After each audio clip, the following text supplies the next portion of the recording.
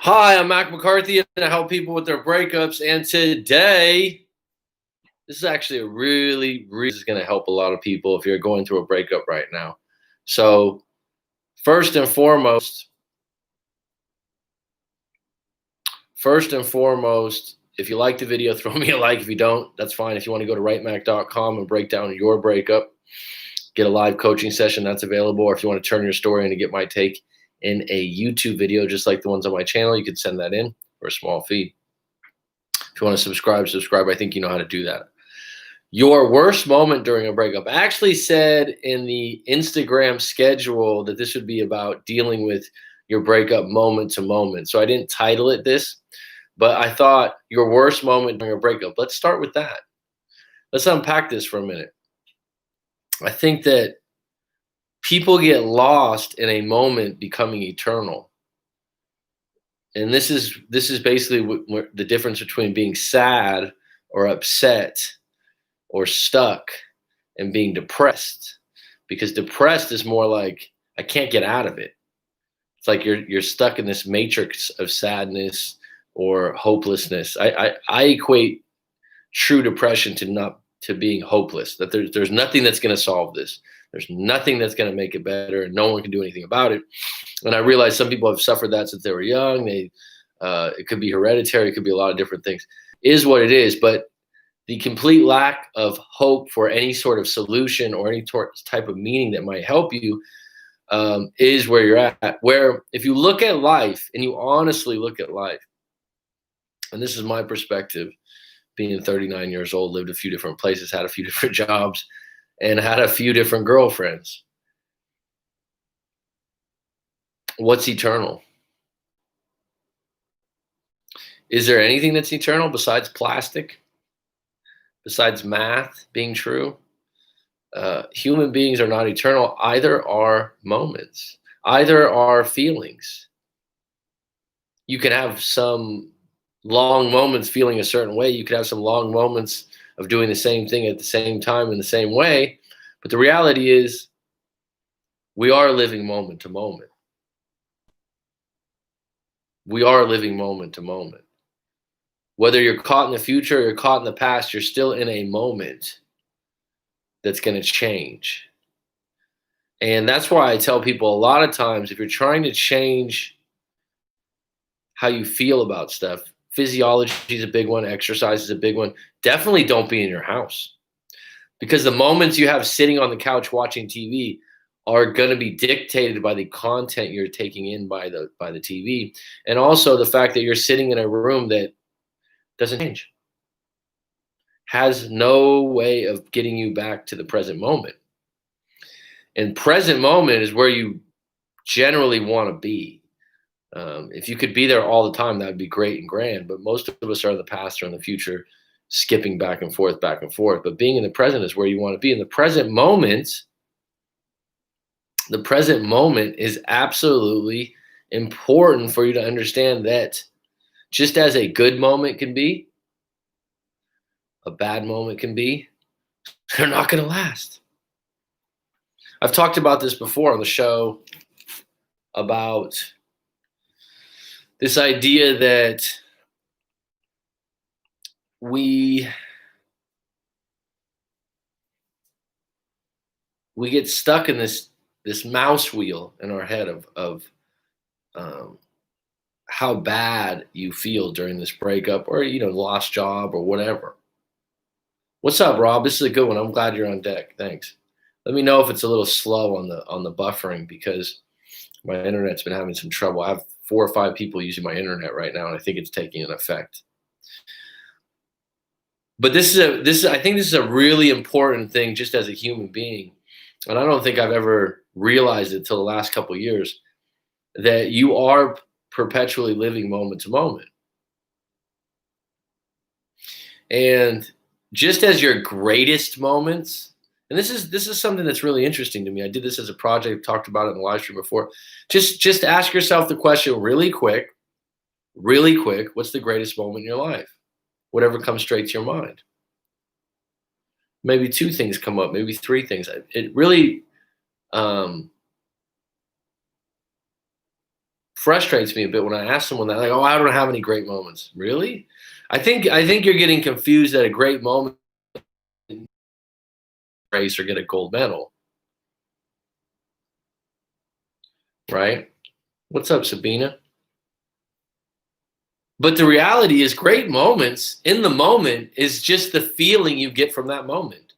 So if you sit there in a campfire and you're talking about great moments with your friends, family, colleagues, whatever, and they go, oh, my greatest moment was when me and my dad went fishing for the first time and we caught a trout in the first 5 minutes. Someone might go, really? That's your greatest moment? Well, in that moment, it might have been extremely special. It's the feeling you got. It's not what everyone else is measuring it up against. Because right now we have so much information, we have so many grandeur things with movies and Netflix that people go, oh, that's it? You caught a trout in a creek with your dad and that's your greatest moment? That's kind of sad. I mean, this guy's worth $1 million. This guy's got a Lamborghini. Those are possessions. I don't know if those are moments, right? It's like, how many times have you heard a rich person that's highly successful or an actor or an actress go, yeah, money's not everything that I thought it would be? It's because money can't buy you happiness. It's a cliche statement, but it's true, because if you're happy before you have money, then you'll be happier to have money. But if you're not happy while you have money, you're just gonna ignore the fact that there's something wrong. You're seeking out the wrong things. And so I've talked about it before. One of my greatest moments that comes up is hitting a game time basketball shot when I was 11 or 12 years old for my 8th grade basketball team. Why would that be? Do I walk around and go, oh, hey, nice to meet you, and we have do I bring that up in conversations? Never. Even if someone said, oh, you play basketball, I'd say, oh yeah, I played basketball for years. It's my favorite sport. I wouldn't go into too many details. I definitely wouldn't say, oh, I play basketball. I hit a game-tying shot when I was in 8th grade. But if someone asked me the question, what was one of your greatest moments? That one pops up. It was jubilant. It was great. It was wonderful. I was jumping up and down. It's similar to someone that you watch in the Olympics or you watch in a pro basketball game when they win a game or tie a game. It was the same exact feeling, just a different stage, right? There's moments like that where you just go, wow, this is great. Like you're just, yeah, it's just like, and they're not planned usually. But what I would say is on the opposite, the yin to the yang, the hot to the cold, because everything has a polar opposite, they're your worst moments. There's your worst moments. And those moments also come and go. So literally that basketball moment that I mentioned, right? I'm going to turn back the clock. I'm not going to go into details. I hit a game-tying shot. We go into overtime. I hit 2 layups. We win the game. I felt great. I felt outstanding. And then my coach goes over and recommends another player to be on the all-star team or the recognized team. And I was pissed off a little bit. I was like, wow, I just did all that. So from one moment to the next, and then the next day we had the next game and we lost. Do you think during that loss I was like, oh yeah, I still feel the feeling from that game-tying shot? No.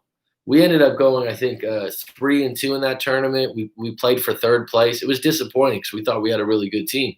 So the actual tournament, the actual team didn't meet expectations, and we weren't happy with it. The reality is that great moment that someone would go, wow, you really carry that. I'm just telling you that in my Rolodex, if you ask me that question, but that moment came and went. I can go back and imagine that moment, but I can't recreate the energy and the feeling I had in that moment. Not really. Not really. And this is what people do at traumatic events. They keep rerunning them, right? Because I think they're scared that it's going to happen again. People don't rerun great events as much as they do traumatic ones. Loss, the idea of loss touches the soul, the spirit, the heart much deeper than the idea of gain. This has been studied in psychology. Rob, you probably know quite a bit about this with all the books you read. I think Influence talks about this by Robert Cialdini. There's multiple ways you can go about this. And if you ever read anything about, I just watched Negotiation. I forgot the guy's name.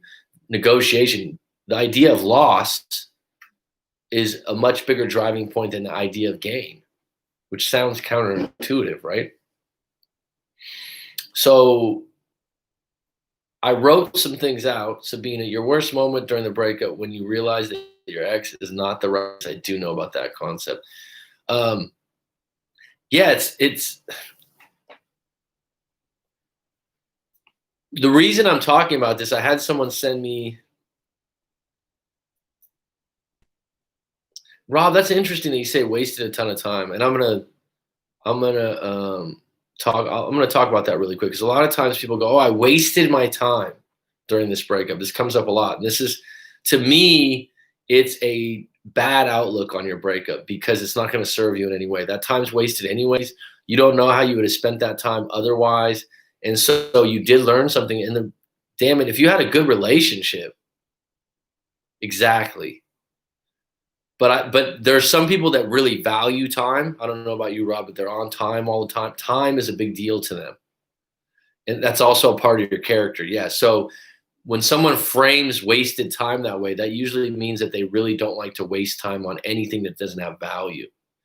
But when someone goes, "Oh, I can't believe I wasted all the time," especially people I find, specifically women in their mid to late 30s, they somehow think that they lost a chance here, or they lost out on marriage, or they spent all this time on this person. The reality is, what's up 2455 Rockstar? The reality is all your experiences are culminating into who you are, and you can learn from them, you can hate them, you can respect them, you can do whatever. I think that what you don't realize is the dots don't get connected till later on. I mean, I'm a breakup coach right now. I live in a really good place. Is my life perfect? Hell no. Do I have problems? Yes. But the reality is, I would have never thought from 10 years ago that somehow being in a bad breakup would propel me to help other people with breakups from around the world and have a YouTube channel. I never saw that. I never saw that. And if I did, I'd go, "You're fucking nuts."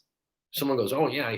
Someone was like, "Oh, I'm going to take you to a psychic. She tells everything that's going to happen to you in the future." And someone said, "Hey, from this breakup, you're gonna live on a tropical beach in a place you really like, and in about 10 years from now or 8 years from now, you're gonna be teaching at a university, doing a job you love, and you're gonna have met two girlfriends between the time that you've broken up with this one." If someone told me that shit when I was going through my breakup, I would have said, "This is hogwash."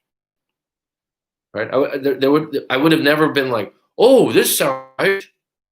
This person's spot on," because you don't know what's next.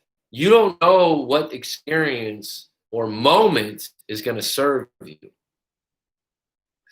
And when you get stuck in these moments where you're like, "Man, I just get stuck sometimes missing my ex. I just get stuck sometimes talking to myself and saying, I fucked up." That's a big one. I fucked up. I fucked up. How do you know you fucked up? Because whatever decision or move you would have made could have led to something bad 2, 3 steps down the road. Every moment is a moment. Okay? It's not eternal. So we got 7 on deck. Thanks for the likes. Lynn Sparrow, welcome. Another Canadian, So I wrote a little bit on this. Life isn't eternal. Either is any moment or any chapter in your life. Sometimes you feel stuck or things will never get better, but keep showing up. Have you ever had something really bad happen, and then within a few days you're okay? So I've noticed this now that I'm older. I've been to a few more funerals. This isn't something I'm happy about or anything like that. It's just part of getting older. I'm 39 years old. I consider myself young at heart, and happy with who I am and where I'm at. But it seems to me as you get older, you see a few more funerals. Friends, families, colleagues, whatever. Not a lot, but surprising ones too, right? Like where you're like, "Damn, didn't see that one coming." There's a kid from high school that I went with, not a really good friend, but I knew him through mutual friends. It's like 5 or 6 years ago, died of a heart attack in his like mid-late 30s. It's shocking. Now, why am I saying this? These are tough moments. They're bad moments. They're feeling moments. I've literally been to funerals before, mourned, been upset, felt the moment, and then afterwards, what do? They call it. I mean, everyone handles this different. We have different cultures. We have different races. This is international channel, live stream, what have you. But where I'm from, a lot of times you go to a wake. It's almost like a fucking party. There's food. There's alcohol sometimes.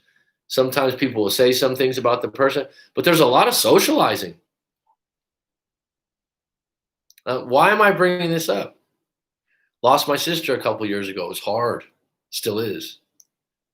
Went to the funeral. I gave a speech, what do you call that? But we had it in this giant hall. We had a lot of people there. It was I mean, part of the day though, I was socializing. Hey, I haven't seen you in so long. Eulogy. Maybe I'll share that with you one time because it was a powerful eulogy. In that moment, I was entangled, right? During the eulogy, I was all in. I get done with the eulogy. There's beers, there's food, there's people I haven't seen in years that are cousins, that are extended family, old colleagues from my sister. And part of that moment of that day was giving hugs and meeting up with people and asking how they're doing. And someone's like, "Oh my God, you had." Looking back, I had moments during that day where I was happy to see people. What does that mean? Does that mean that I should have been in the corner crying my eyes out? No problem, Rockstar. Everyone handles grief differently, right? Everyone does it differently. But there was moments during that day that I was able to dance in between grieving and mourning and missing and feeling for my sister, but also seeing some people I haven't seen in a long time, asking how they were doing. I was able to go back and forth. Does that mean I don't care? Hell no. It means that moment to moment, we can change our state based on what's in front of us. And we deal with things differently.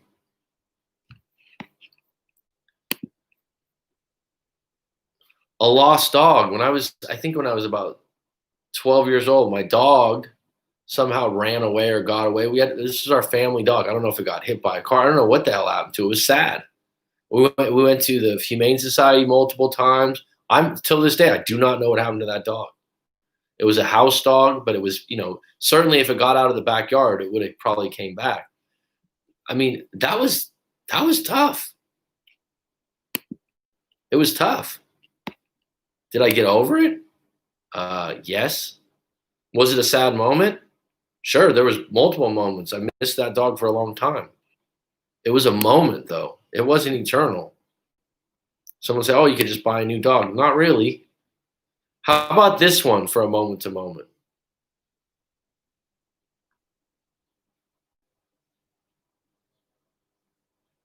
How about this one for a moment to moment? An upset stomach where you're going to the toilet every hour for 24 hours. Anyone ever had this happen? And you think, damn, when will this end? You think you're on the pot and you're going, is this ever going to end? Jeez, it's a moment. And then you get relief, and then you get your stomach cramps up. You get relief, your stomach cramps up. And you start to think, should I go to the hospital? Should I go to the doctor? Should I take some medicine for this? What should I do? This is nuts, right? You start to think about it in that way. It's a moment. And this is what you're doing during your breakup is you're dancing with these moments, right? You're dancing with these moments over and over and over again. This is really weird. My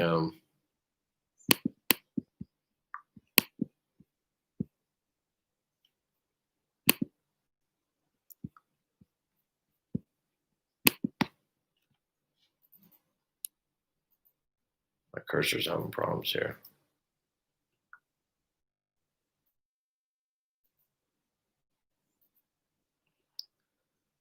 Uh-oh.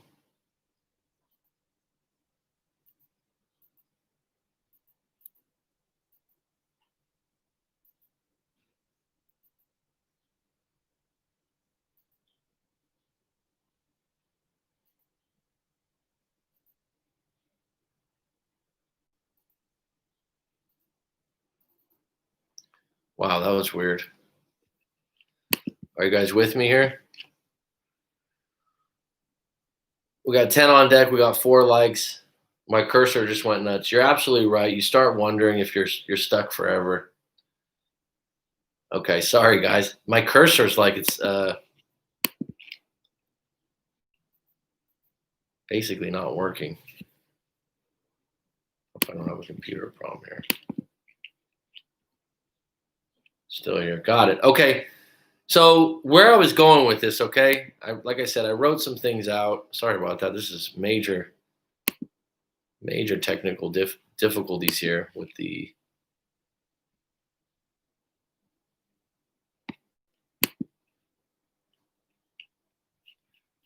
cursor going out here. All right, let me just go into this and wing it.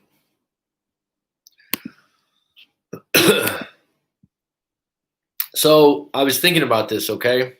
Stay with me for a moment. Sorry for the technical difficulties. I haven't really talked about this before, actually. There's a lot of shit that I talk about a lot. Rob knows this, or Petty Betty knows this from seeing me on the live stream before, but a lot of it's like, oh, I'm sorry to tell this story again. That's why I'm changing the show and I'm getting guest on, and we're going to do this a little differently. But I thought about it today, and I was like, we do this moment to moment thing, right? And my worst moment, I'm not sure I've shared this. My worst moment during a breakup, I remember I woke up and I felt, this is the only time I think I got that thought where I was like, fuck, do I even want to live? And so this isn't one of those things where I'm like, oh, let me get some pity or something like that. It was a fucking moment. And I remember I just woke up with that thought flash through my head. What's up, Bo Johnny? I flashed through the head and I looked up at the ceiling fan. I looked out the window pane and I just felt dark, and it was a sunny day. And I thought to myself, you even flashed that thought through your head? Right? And well, that's what I mean, Rob. Never had that thought cross my mind before. So it kind of scared me for a moment. I started thinking, well, if I had the tools to do it, if I had this to do it, would I do it? And it just started going through my mind. And it was a moment. It was a moment that I felt weak. I felt pointless. I felt purposeless. I didn't like where I was at. And my point is, it didn't last.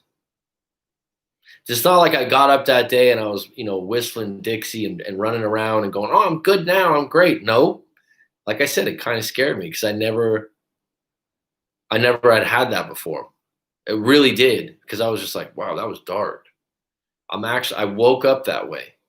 And I woke up literally going, what do I want to do today? I don't have any purpose, this, that, and the other. I didn't even use the word purpose.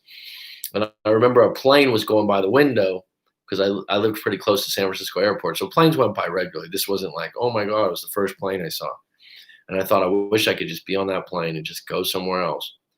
And eventually that would be kind of my signature thing. When I was down, I'd be like, all right, I'm going to get on a plane somewhere and eventually move somewhere and it'll get going. But it was a moment. It was a moment, and I wouldn't consider it suicidal because I wasn't going to entertain it to that level, but the thought went through my mind. That's what I'm saying. And it bothered me because I had never had that thought before. And I'm thankful that I was able to navigate it in a way that was neutral. So what I'm saying is, I like I said, I didn't feel better that day or anything like that, but I kept showing up. I didn't give up, and I found some way to get through that one day and that one moment. And I think that that gets lost. Sometimes it's just getting one moment. Talked about it before. I got a friend that his wife left him after 20 years. We were in a moment. I could tell he was 20 years. This guy's 50 something years old. He's a Londoner. He's a tough dude, confident individual. He looked like a little boy crying in the street that lost his dog. And he's sitting there. He's at a low moment with money. He's at a low moment with this. He's never felt this way. And it wasn't crying. It was deep. It was deep emotion. Have you ever seen someone cry and it's not like they're crying hard, but it's deep. It's like a deep emotion. And his fucking hands were shaking. And I'll never forget. I said, don't you fucking keep showing up in your fucking life, Gary. Because I knew what he was fucking thinking in that moment. He was thinking of giving up. Right? And that's the thing about moments. They're gonna change. They might not be your best moments or your worst moments, but life has a way of evening out. Call it karma, but you can't always get the sweet without the sour or the sour without the sweet. All right, let me check in with some of you guys here.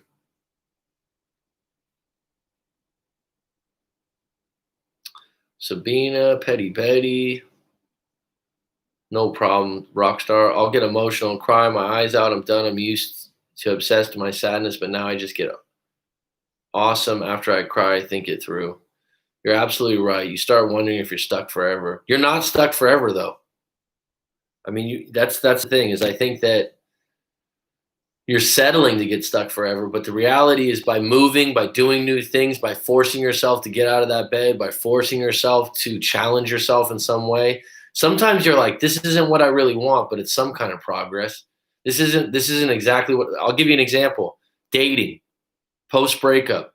Someone always goes, I don't know if I should start dating. Go on bad dates. I've said this 1,000 times. Why? It's some kind of progress. If you have the opportunity to go out with someone that's semi-attractive to you, that you might have a good time with. I mean, I wouldn't go out with someone that you're just, I have no attraction towards them and I despise them. No. You're like, yeah, they're okay. They're probably not my type, but I think they're okay. Like, I'd be willing to go out to dinner with them, but I'm in a really bad place right now. So put that to the side and go, you know what? I'm going to do my best to just have a good time with this individual. And if it doesn't work out, it's probably better than staying home on your couch watching Netflix.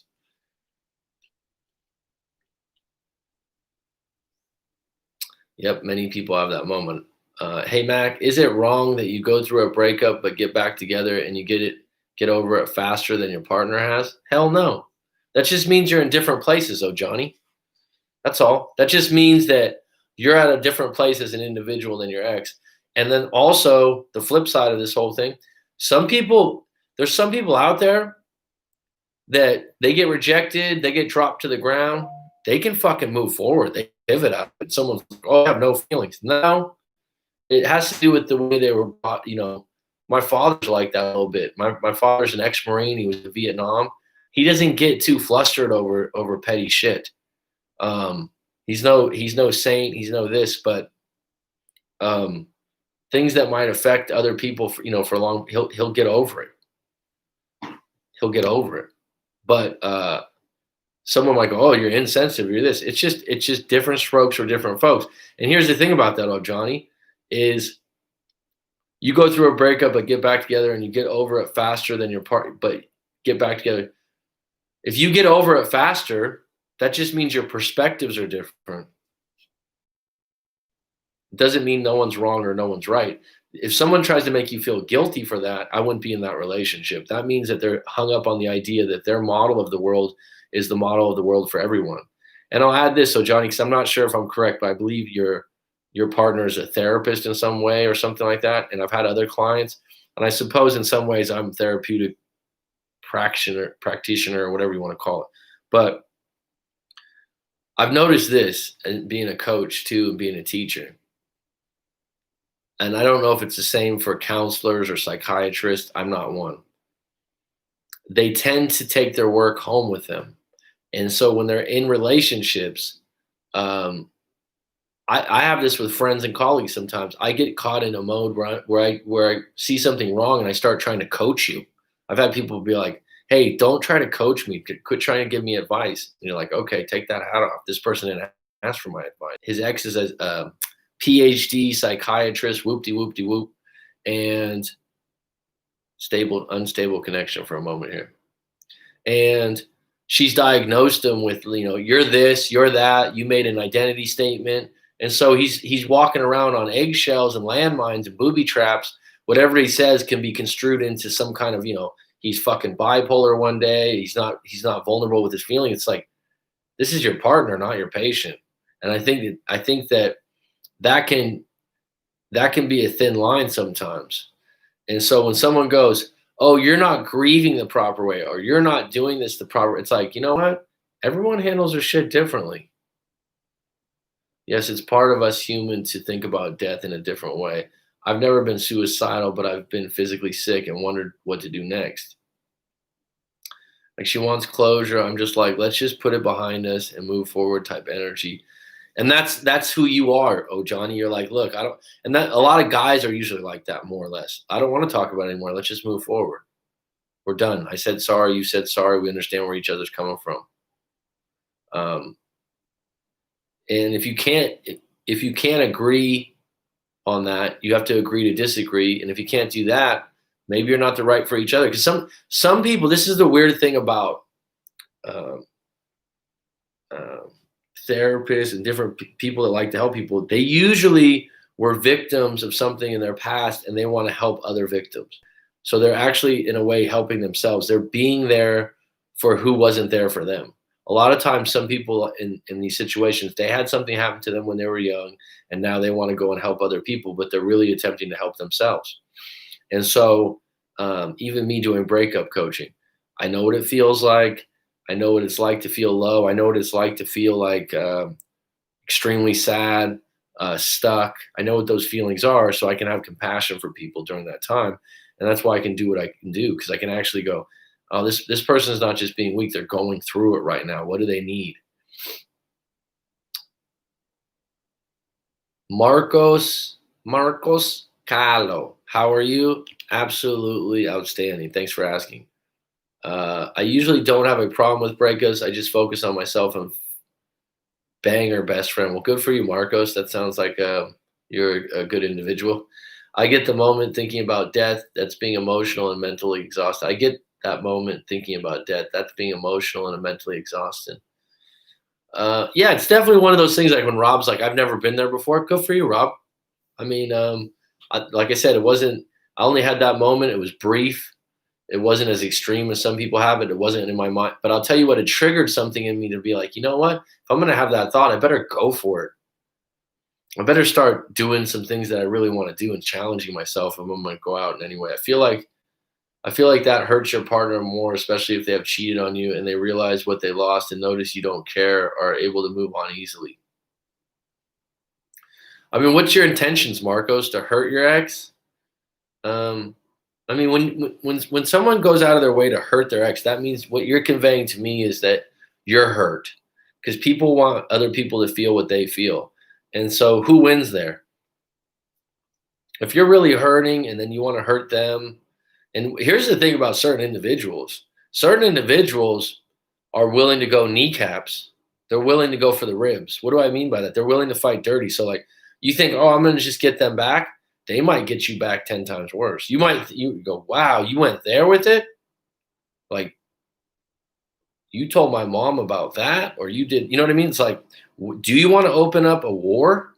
I've had that recently in my life. I've had a few incidents where I could get in some further arguments with colleagues, neighbors, things like that. And I thought to myself, high road. Why? Not because I'm scared, because I don't want to engage with an individual that fights dirty and is willing to go as low as they're going to go. And so those kinds of individuals, they're gonna win, because I'm not willing to take a cheap shot on someone. I'm not willing to kneecap someone in a fight. Okay, I'm not willing to go that area. And people like that, I don't want to engage in fucking arguments or disagreements with them, because they're fucking dangerous. You are, Mac. Yes, you are, Mac. Your words are inspiring too, Sabina. Thank you. My girlfriend is upset that I don't want to talk about what we went through a couple months to an argument. She said she feels like that she just come up to realize that there's things she's going to go through about our relationship that she's just going to have to process by herself. Well, I mean, me and you did a live coaching session. I don't know if you're going through the same problems as before, but she seemed to like to throw the guilt blanket on you for small petty things. I mean, if I remember correctly, you like ordered a pizza. I have a really good memory. You ordered a pizza and you guys weren't getting along and you left the pizza out in the living room or the kitchen. And she was like, "You didn't even tell me that you ordered a pizza," and you guys weren't on speaking terms or something like that. I mean, there's things where people just try to make you feel guilty. It's actually a playbook in relationships. And if I've never really been cornered that way with a partner, but it is a tactic for someone to gain the frame and take control of things. And if you backpedal and you explain yourself about something you're not sorry for or you don't really think you're sorry for, they got you. Now they got you right where they want you. I learned a few words from you. Oh, Johnny, you have to explain her to why to process your emotions. Anyway, you should communicate that to her. She said she feels like that she has just come to real. Okay, we talked about that. I'll go bang his best friend too.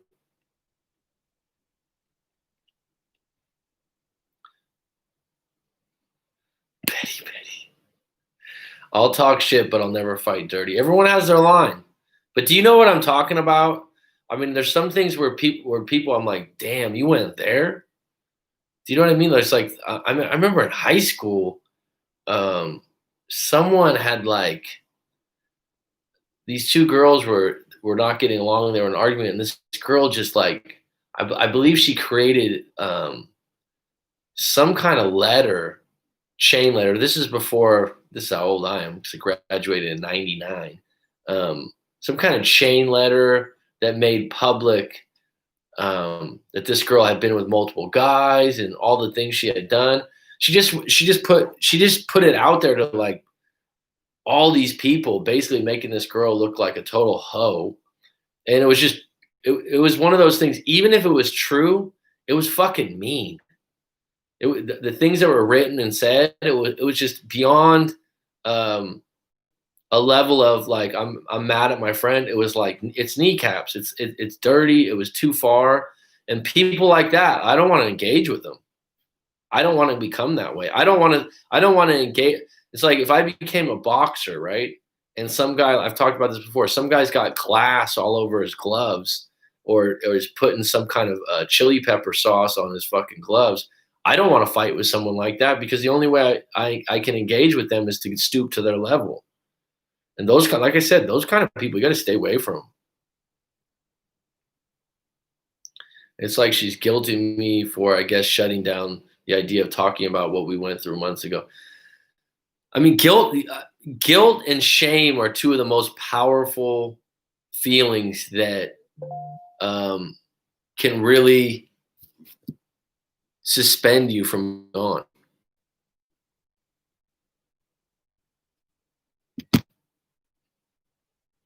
So when she's upset, she does this nonchalant, not talking, and you can just tell the energy is off and she's upset and I ask, "What's wrong?" And she says nothing. So I'm like, okay, I know she's mad. Yeah, that's her way of getting your attention. It's a playbook. Okay, if I do this, he'll ask me what's wrong. He'll placate to me. And you know why it is? Because you don't like people not feeling good because you're in a good mood. I would ask her to write a letter or email to you and put it all in the past paper if it could. Oh, Johnny, it could just be her playbook forever. You might be like, "Oh, is it me? Is it me?" No, that's how she communicates. And the fact that it works and you accept it, she'll keep communicating that way. If that's unacceptable for you and that's not a way you want to deal with it, then you need to say something or move on or move forward.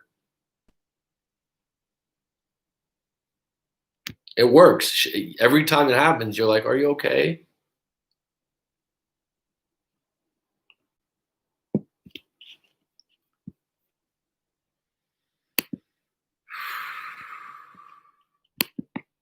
What is going on here with these?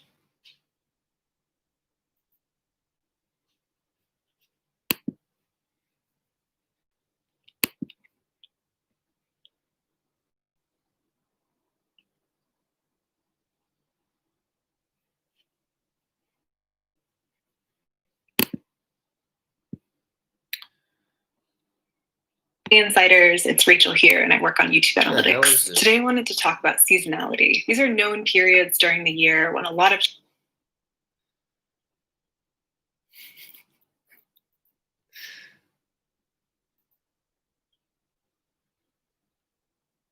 people treat you however you let them.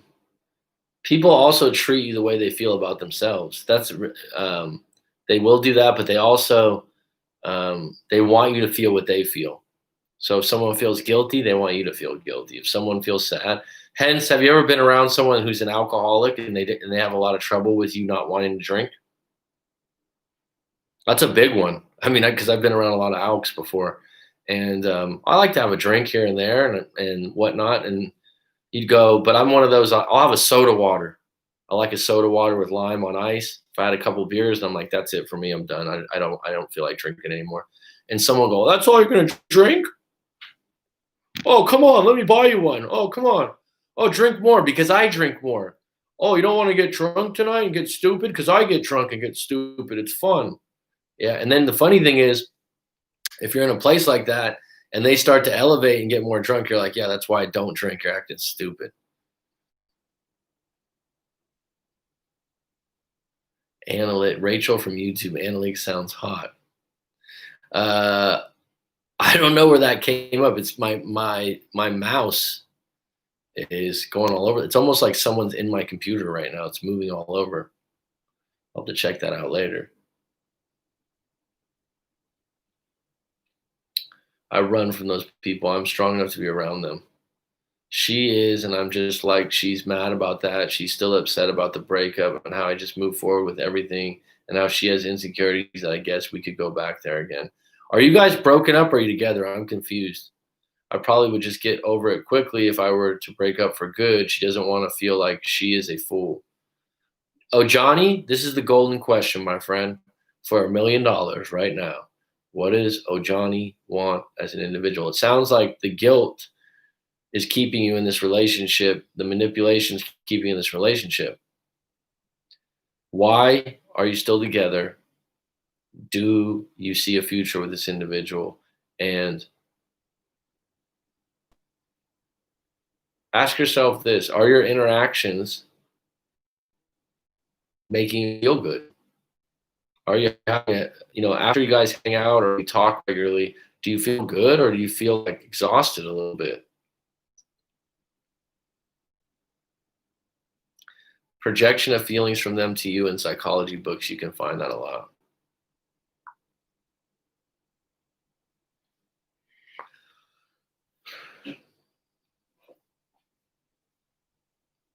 The funny thing is like if have you ever witnessed, individuals that are extremely negative?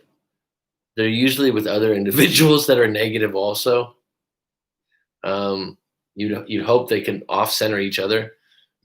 I suppose actually that's not true. I know some people that are with really negative people that are with neutral to positive people. You seem like you can see what the issue is, but I think your heart is big to let her go. What does that mean, Rob? The perpetually angry guy. What does that mean? I haven't heard that term before. Yes, most of people are negative on this earth. That's hard with the news these days. The amount of people that watch news and just eat everything up. I mean, first thing I do in the morning is go outside. A coworker, a neighbor who's always in it. I mean, these are the types of people you can shovel them gold nuggets into their handbag and they would go, oh my God, these are not going to work. They're not real. The exhaustion comes when it's like feeling like, Jesus, this again, like communicate. And she says, I don't take criticism and don't apologize. I bet she doesn't take criticism and doesn't apologize. Am I correct? Watch this. He'll be like, yeah.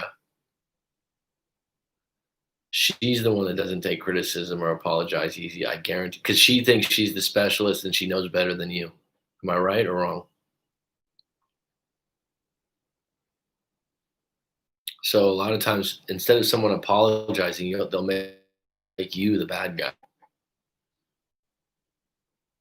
I think her anxiety is getting the best of her. She said she hasn't slept well in the past 2 days. That's a big deal.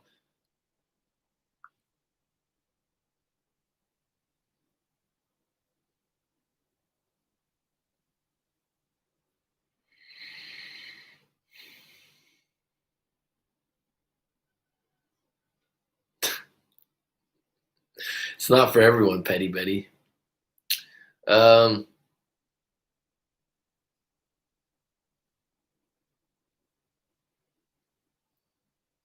it's a tough time right now with economies in different places and stuff like that. I would venture to say her anxiety is not just you, oh Johnny. It probably is her job. A lot of times, anxieties in relationships and problems in relationships have to do with um, family members, jobs, careers, money problems. It's usually not just that I have a problem with you. I do, but I just don't want to be that comes with it. Like I told her I want peace. Doesn't sound, some people don't want, if yes, both of you need to talk to Mac. Um, Here's a really interesting thing that I've come across a lot. There's some individuals that like drama in their relationships. And if they've had past relationships with a lot of drama, they kind of feel uncomfortable with the relationship going well and they create drama. Well, that might make a big difference if she gets a new job. I know I didn't want to say take a Xanax because that would be rude since she's a psychiatrist. Uh, yeah, I don't endorse that.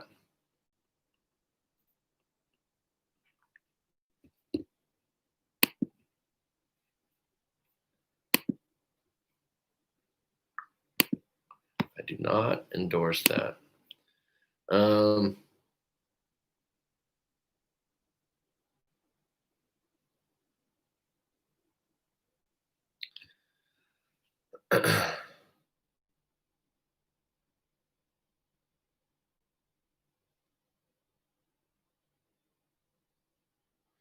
One thing I would say is that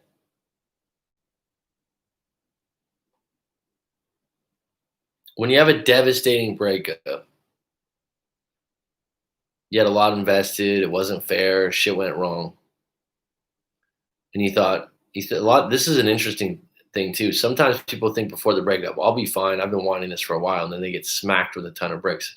That's what happened to me in my bad breakup. I was like, I'll be fine. I've gotten through shit before. I'm fine. And then you're just like, oh shit, this is real.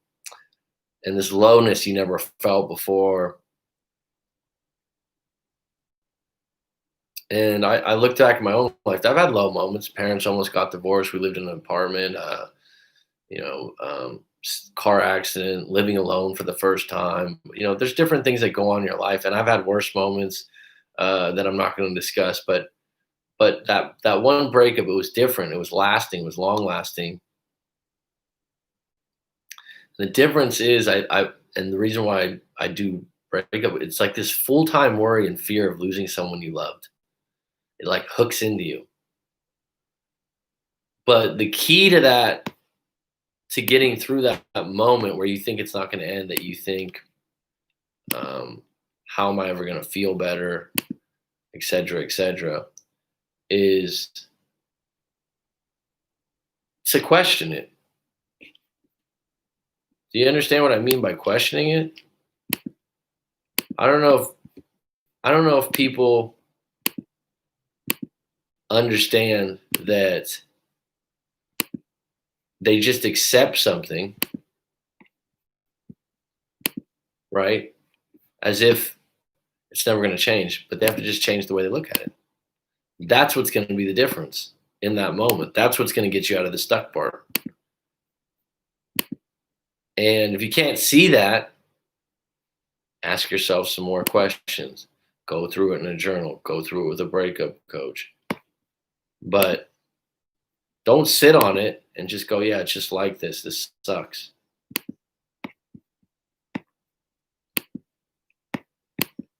Yeah, this is.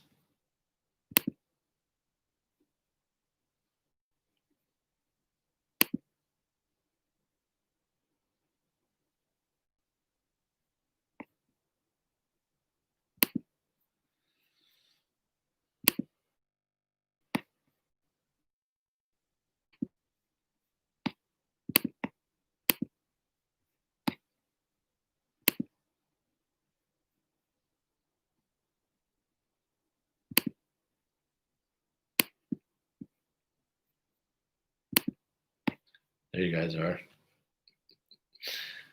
Okay, let's close this out. I'm having difficulty. The computer's a little screwy today. I don't have to repair this thing. She sent me $200 a couple hours ago because she said she doesn't want money ties with me. It was have a groceries that I paid fully for because she didn't have it this week. And I was like, it's okay. She's trying to make you feel guilty. Oh, Johnny, you're a good boyfriend. I hope she sees it. Hopefully, the new job will make her happy. But at least she's fair. She's in her hair like she feels like I guess she's more invested in the relationship more than me. There's always someone more invested. There's always someone that cares more. There's never going to be a perfect equal split. There might be moments of that, but there's always going to be someone that feels that way. That's not good because that's going to build resentment. It's just a matter of how big of a split that is. That's not just fair from her. There's much more behind that money sending. Talking about it, she doesn't want to celebrate our anniversary next week. Let's move forward. She's like, well, I'm not ready. So I say, okay, process it. If you want to talk about it, she just, you're exhausting me bringing this shit up. So,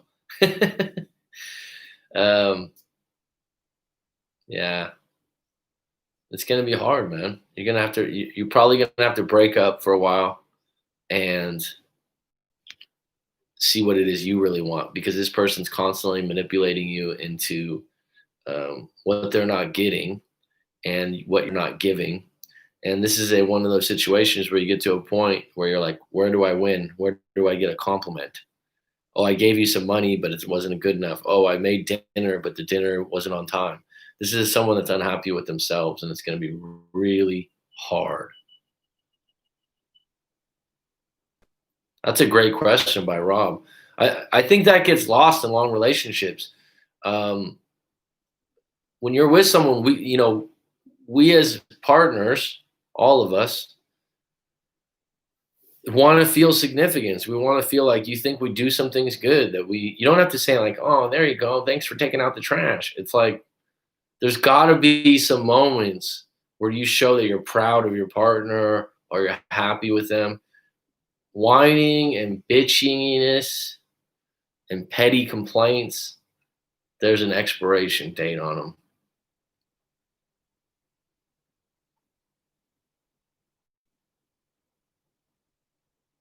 Why are you passive? Because you're scared to hurt her, correct? And she's created a facade that if you take it too far, she's going to get hurt, and you don't want to see her hurt. Am I correct?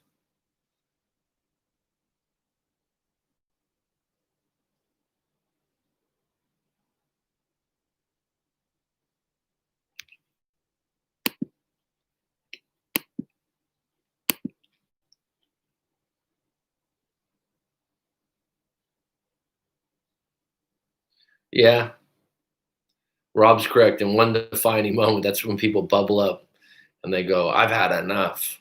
And that sounds like you might be the one to bubble up at some point. And she gets mad, like I have to shake her and tell her, talk to me or something. Be careful with the shaking thing because you can get in trouble for that. I've had guys tell me that they grab their girlfriend or something like that to calm them down, and the girlfriend calls the police. So that becomes a hard story to explain. All right, folks, I'm going to be back on deck tomorrow. Jessica will be on, so it'll be a female male team. We're going to be talking about attraction, how to approach how a man should approach women. Her perspective. It was kind of funny. Me and her were talking behind the scenes, and she's like, "Pickup artist? I've never heard of a pickup artist. What does that even mean?"